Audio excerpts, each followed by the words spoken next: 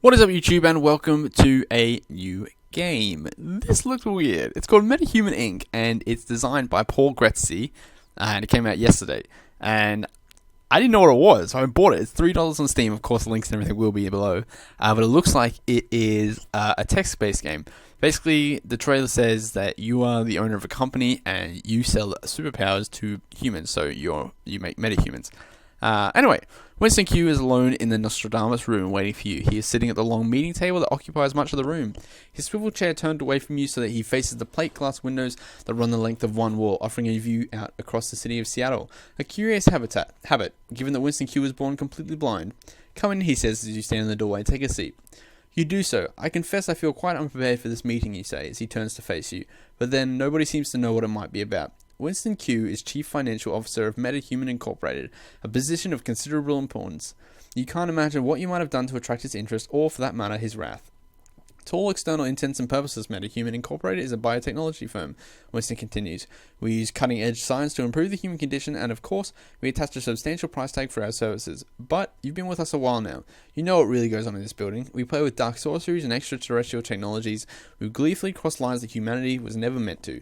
Yes, you answer. Our company is rather unusual, but I still don't see why you wanted to speak to me. I want to talk to you about the theft of $2 million, he says. The theft that you committed.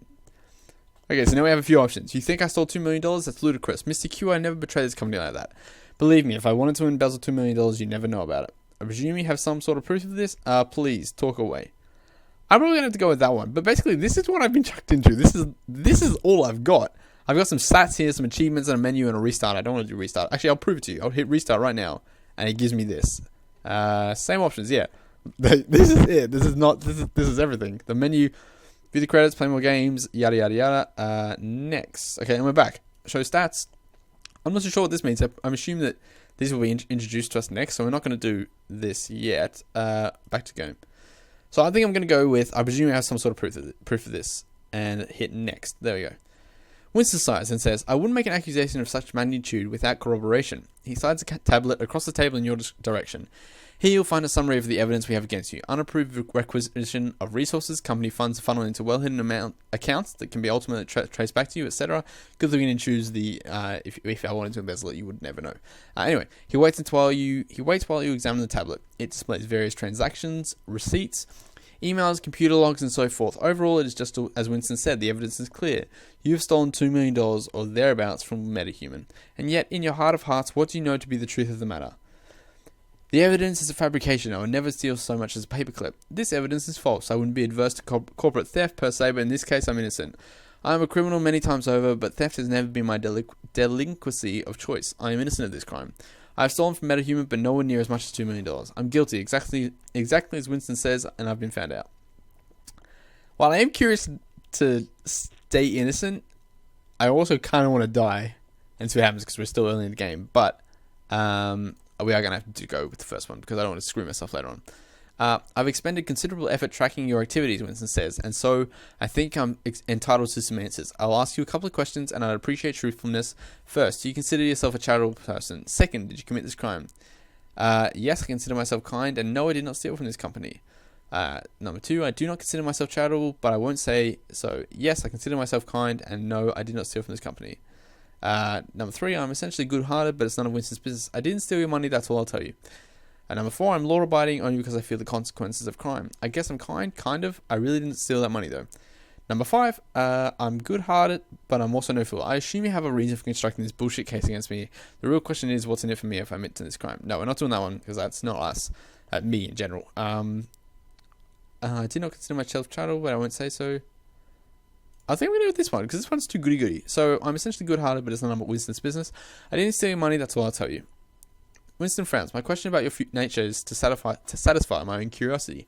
I find you can learn a lot about a person if you test their self-regard. As for your denial of this crime, I'd hope for more cooperation on your part. Initial candor 50, initial compassion 66. So basically, it looks like that we're getting set up to play the game, which makes more sense. So a moment's pause, and then you say, well, this evidence seems damning. What happens next? Where do we go from here? There is one matter I'd like to discuss with you, says Winston. Winston, remind me, what career route brought you to MetaHuman? What's your professional background? Alright, okay, so we get to pick what we want to do. Was it academics, entrepreneur, finances, human resources, IT, legal services, management, everywhere I've worked, marketing, medicine, quality control, risk assessment, science, tourism. It all seems very complicated, and I'm a game designer, so it's got to be IT. Fantastic. Next.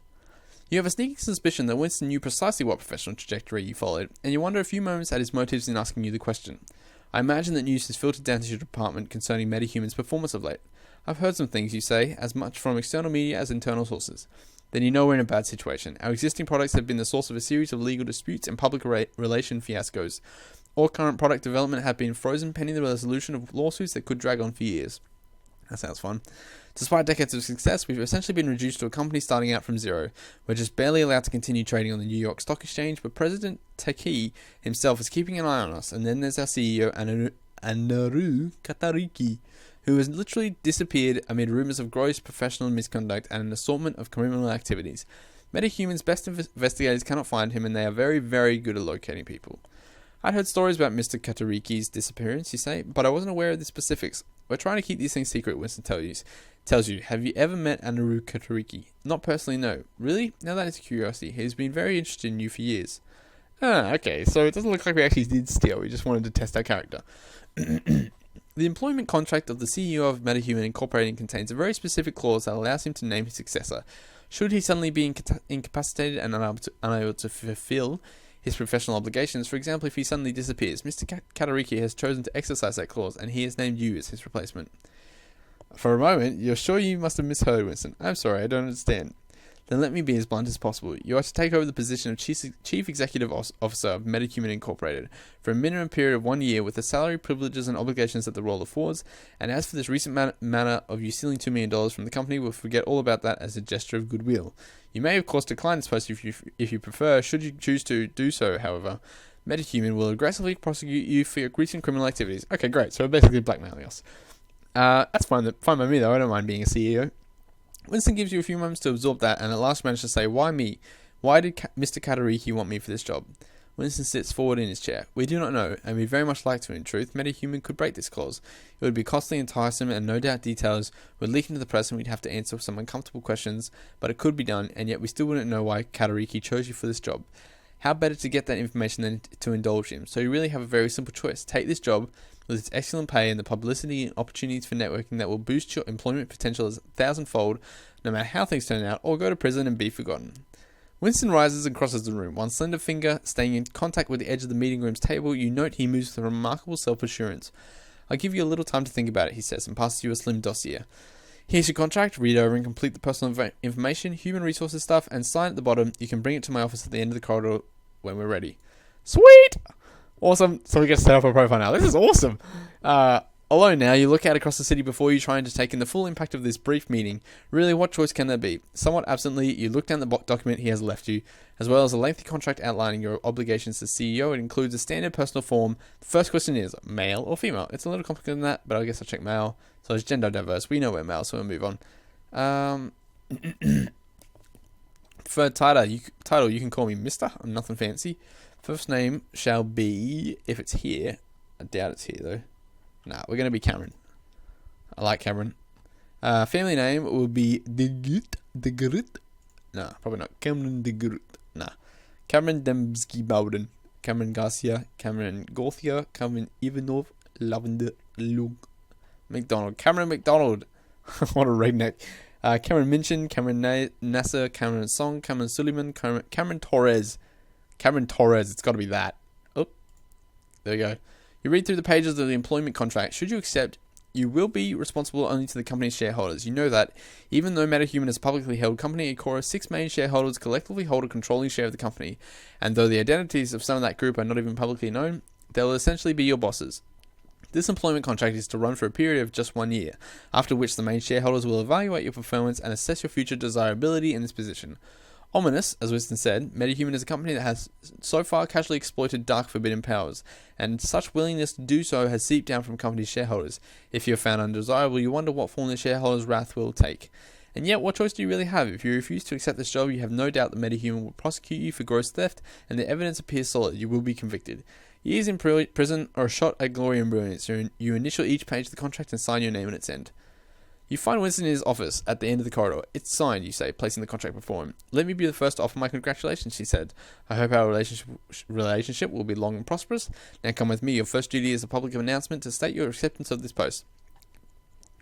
I won't forget you threatened me with prison, Winston. Now let's go. Wait, now that I'm officially in charge here, I want answers. What's really going on? Out of curiosity, who would have been the next in line as CEO if I'd refused? What's the rush? Can't we make a big announcements later once I'm more up to speed with events around the company? Oh, I really want to do that one, but I'm kind of curious as to who would be the next CEO. Why, you're wondering who might be jealous and angry at your appointment as CEO? Something like that, you say? Then you can rest easy. No replacements had been firmly decided on. The shareholders would most likely have advocated an external search. They'd have poached an experienced candidate from one of our competitors, Physian, or one of the small companies. Now we really have to leave. We'll call it Physian. Winston pages his assistant, a Miss Nakamura, and the three of you descend to the building's lobby and pass through its great revolving door out to your waiting car. There on the sidewalk, you take a moment to look up at the tower, reaching up into the sky above you. It's 570 feet tall. Aside from the Space Needle, it is the tallest building in Seattle, including sublevels. It contains 88 floors. And now it's yours. Mr. Torres, I'm your new assistant. You glance up. Your official Cadillac is parked in front of you. One of the many perks of being CEO of MetaHuman. Besides, it stands a man of 50 or so, his hand extending in greeting. Robert Leach, a pleasure to meet you. Mr. Leach here was Anaru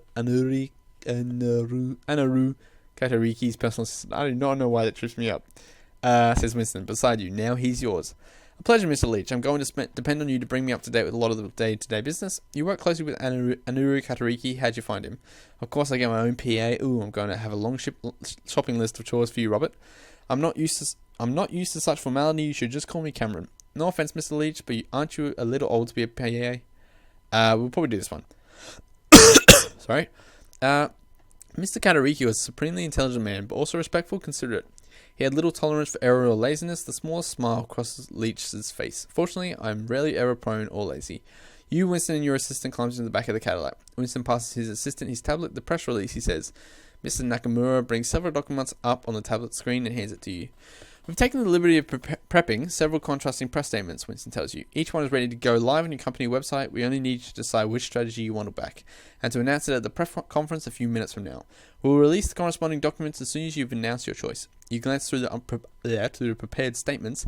They variously exercise caution or expansion, innovation or reliance on tried and tested methods. Their tone paints you as either encouraging and inspirational or a stern figure capable of making tough decisions at a tough time.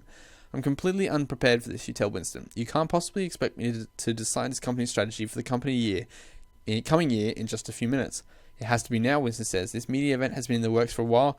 Perhaps you're under the illusion that this conference is a result of your appointment as CEO. In fact, the reverse is true. The controlling shareholders have until now been undecided about Anaru Katariki's wish to appoint you as head of this company. It is this growing media circus that has forced them to come to a consensus, and they've decided to back you. He leans forward. Mr. Torres, this statement is just a public relations exercise. Announce whichever strategy you think will make MetaHuman look good. Consider the short-term and long-term impact of whatever you say, and remember you'll be free to change your mind later, behind closed doors. What strategy would you announce, Mr. Q? Mr. Leach, what do you think Anaru Katariki would do if he were here right now? I need to be briefed. I need to know about the current events in MetaHuman. Who will be at this press conference? Who are the big names to watch out for? We will determine on our personal assistants who didn't blackmail us with prison. Mr. Katariki was one of those rare people who was truly unpredictable. He always had an overarching plan to his madness, but I wouldn't care to guess what he'd do in this situation. You talk about him in the past tense, you know. You think he's dead? I merely meant to say that he's no longer here. Okay, the Cadillac journey is over far too quickly for your liking. You arrive at the Perch Hotel where your press conference will take place. Okay. You peep through the rear door of the Perch Hotel's conference hall.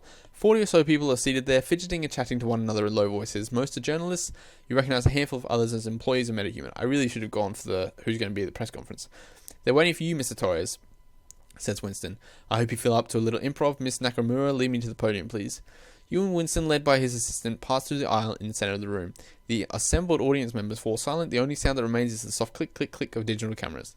Winston takes the raised podium, pauses a moment, and says, MetaHuman Incorporated is a company in crisis. Not a financial or ethical crisis, as some sources of media have incorrectly reported, nor even a crisis of the heart of the soul. A company or corporation is at its core merely a group of people working together towards a common goal. And MetaHuman contains the best, the brightest, the most motivated team of people I've ever been fortunate enough to work alongside. No, our crisis has been one of focus, of direction. For some weeks now, we have lacked a head, we've lacked a leader, with the vision to drive us to resounding success this coming year. This is no longer the case. There have been much speculation concerning who would take that role. That speculation may now end. Earlier today, I had the honor of being the first to extend my congratulations to our new Chief Executive Officer, Mr. Cameron Torres. I now give you that same honor.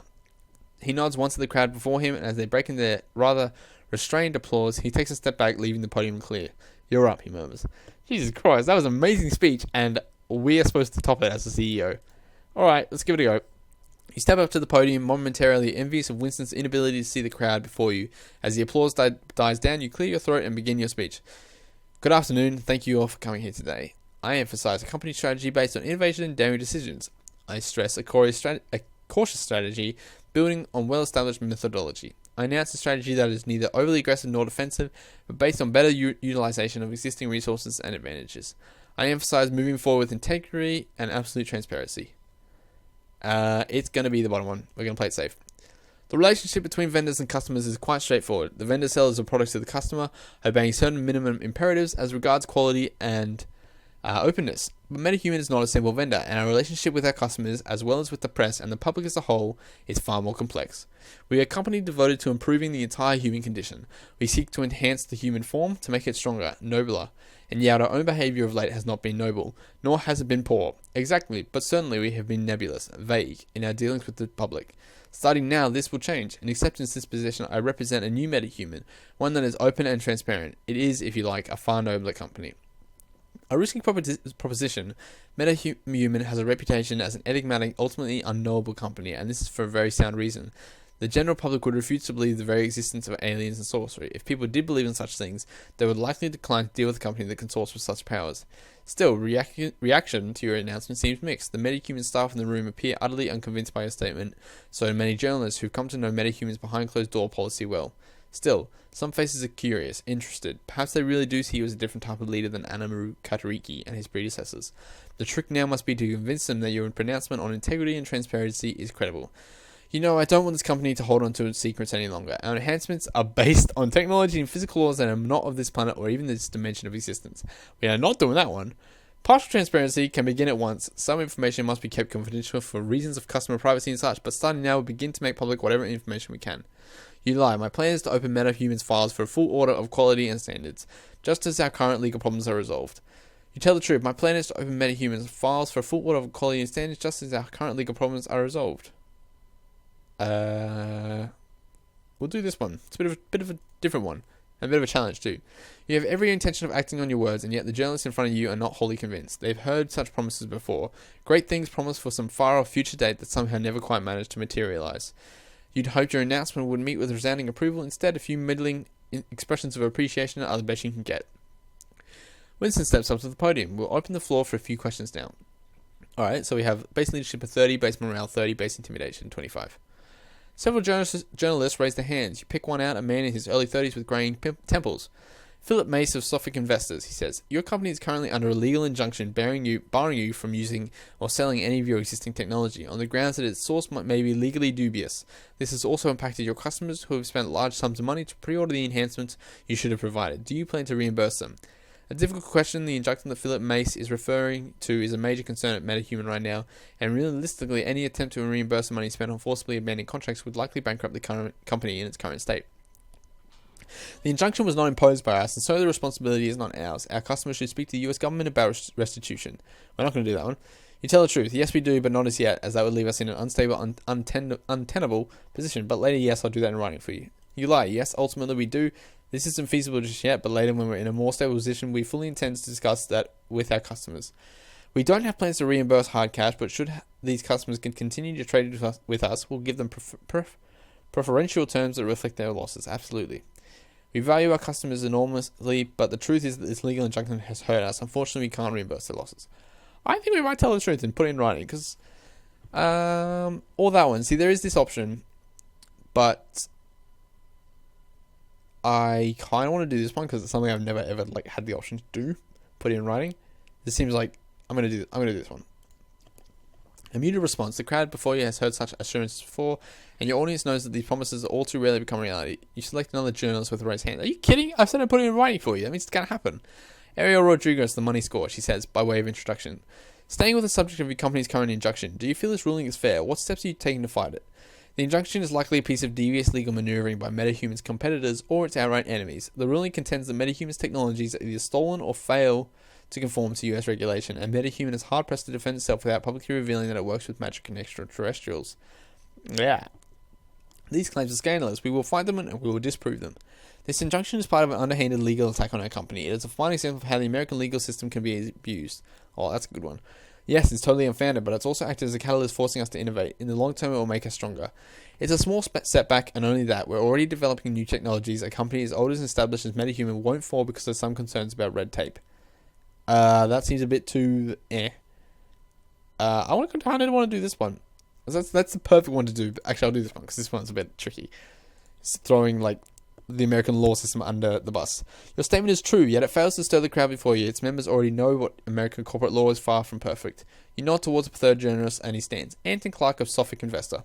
He says, "Hey, we've already talked to Suffolk Investor. Somebody from your TV show already asked the question you say. Not without humor. Don't get greedy." He smiles and goes, "It concerns me that MetaHuman..." There we go. It concerns me that MetaHuman has appointed a complete unknown as CEO at such a dangerous time. Aren't you simply being used as a scapegoat? Somebody to point the finger at when the company inevitably crumbles?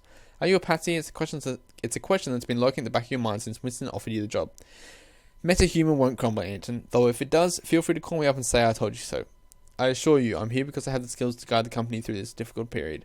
No, that's not true. This company isn't the Machiavellian monster you suggest. Maybe. I'm here to answer serious questions next. We'll do this one. That's funny. The answer doesn't come as a great surprise to the group before you. Perhaps they were hoping for somebody more inspiring to take the top job at MetaHuman. Okay. Take the next question. Robin Goodchild, she says. She is thin with sandy-coloured hair and freckles. Okay, well, why do we care what she looks like? Where is Anaru Katariki? The woman is more casually dressed than most of the journalists in the room. She watches you patiently with almost a challenging look about her, tapping the base of a pen against her chin. Robin Goodchild, you have to remember that name. That's why we know what she looks like. It's a fine question, Anaru Katariki. Your immediate predecessor as CEO of MetaHuman disappeared several weeks ago. To your knowledge, nobody knows where he is. No idea. If you find him, Robin, let me know. Anaru Katariki is currently under investigation for various acts of corporate crime. MetaHuman Incorporated fully supports the efforts of the FBI in locating him. I don't know he isn't here, which as it turns out is good news for me. I don't know, but let's remember that in this country a man is innocent until proven guilty and hope that he turns up safe and sound. I don't know, but if he shows up in my city after stealing from my company, I'll crush him myself. We'll do this one, because it's good. It proves we have a good heart. It's a nice touch. Though Katariki is under investigation for embezzlement, many MetaHumans still think of him with admiration and respect. There we go, that's a good one. One final question, please, announces Winston. You nod down to one of the older journalists in the room. A balding man is in a too-tight suit. He stands. Daniel Keel, True Belief magazine, he says. For some time now, I've been looking into anecdotal evidence for the use of extraterrestrial technologies at MetaHuman, and even of angelic and demonic forces at work within your company. Would you care to discuss that? What the? That was straight to the point. Many of the other journalists in the room laugh and make derisive comments, but Daniel looks up at you earnestly, awaiting your response. It would be wiser, perhaps, not to confirm the man's suspicions. I evade the question by asking, do you believe these anecdotal reports, Daniel? I opt for sarcasm. Absolutely, we've appointed a Yukon as head of HR, and I've just greenlit a project to drain Loch Ness. We'll flush Nessie out of hiding, I'm sure. We've got to do that one. No comment. I won't bullshit, Daniel. Every possibility is on the table right now. Every single one. I say my prayers at night, Daniel. That's about as close to angels as I like to get. That's a ludicrous question. I won't answer it. This will appeal to religious people, and this will appeal to humor. I really want to do this one, so we're going to do it. Daniel sits down embarrassed. A few of the other journalists wince at your harsh treatment of him. Winston steps up to the... now I feel bad. Winston steps up to the podium once more, saying, I'm afraid we'll have to draw things to a close there. Thank you all for taking the time today. A few more photos, and then Miss Nakamura leads you and Winston out one of the room's side doors. Once out of the sight of the journalists, however, Winston takes you by the arm, halting you. Quickly, judge the room and the mood. How did it go? What are they going to write about us? You peek back through the doorway, watching and listening to the journalists, trying to guess the overall mood of the room. You suck. Managed to get on the bad side of... Oh, great. There is a buzz of the chatter in the room about what a portraitist you are as CEO of the MetaHuman. The crowd hates you, you're a joke, a figure of ridicule, and every person in the room is united in their detestation of you. You'll find in the coming days and weeks that this opinion carries over into the popular press, and worse, that it colour people's perception of MetaHuman as a whole. Fine, says Winston, ignoring one or two obscenities shouted in your direction. Let's go back to the tower, now the hard work really begins. Oh my god, we stuffed it up. several days pass and you struggle just to keep up with the pressure of your job. As a bonus to your already substantial salary, MetaHuman loans you a company-owned apartment in downtown Seattle, near the MetaHuman Incorporated Tower. It's a gorgeous, spacious, high-ceiling home with a view overlooking Washington Park. Yet you spend so little time there that you've barely had a chance to move even your essential possessions from your former home much further out of the city. Nor have you yet had a chance to speak with your former colleagues in MetaHuman's IT department. So then their feelings about your unexpected promotion, you allow yourself a slight smile. Your training and professional experience to date has always been connected with computers, with software that does what it's supposed to or software that doesn't. The difference between the two is often somewhat tangled, but the problems tend to be somewhat binary in nature. Now, as CEO of MetaHuman, you are privy to a whole other dimension of potential problems. It remains to be seen how well suited you are to this new role. One morning, Winston calls you up to his office. We need to talk about our research department. Can you come down to see me? MetaHuman. Why does he come to me? I'm the CEO. MetaHuman's research department is essentially its lifeblood, says Winston several minutes later, once you're sitting in his plush office and his assistant has given you a hot beverage. Our core business is the development of products to enhance the human body and its capabilities. Enhancement, we call them. Now, as I've mentioned before, the current legal brouhaha swirling around in MetaHuman has resulted in an order to totally shut down all existing enhancement research. We're forbidden even from using any previously developed technologies to create new enhancements. We're starting out from zero. We have a couple of dozen smaller non-core products, pharmaceutical supplies and so on. They are not bound by the same restrictions and allow us to meet our operational overhead. But just barely. Right now, MetaHuman is bleeding. And so it falls on me to rebuild a line of enhancements from nothing, you say. Winston nods. First, I want you to think about recruiting a new head of research. I've taken the liberty of speaking with Mr. Leach to clear your agenda for this afternoon and of setting up interviews with the top 3 people in the shortlist I prepared for you. Who knows what it's going to be? Stay tuned for more. Okay, so that's the end of episode 1. Oh my god, there's a ton of reading. I'm actually kind of loving it. It's so good. Let's have a quick look at our stats. I don't know what this means. No one likes me, so my image is, ridiculously low. And, these are enhancements we can actually get for ourselves. So we'll return to the game. We need to hire ourselves a new head of research. So we'll do that later on, maybe, if I come back to it, if you guys like it. So if you want me to keep playing, please leave a like or a comment below. Also, please share and subscribe. And we're going to leave it there. So thank you so much for watching, guys. Have a wonderful day. I'll see you soon. Bye! My life's a board game, but I'm never bored, man.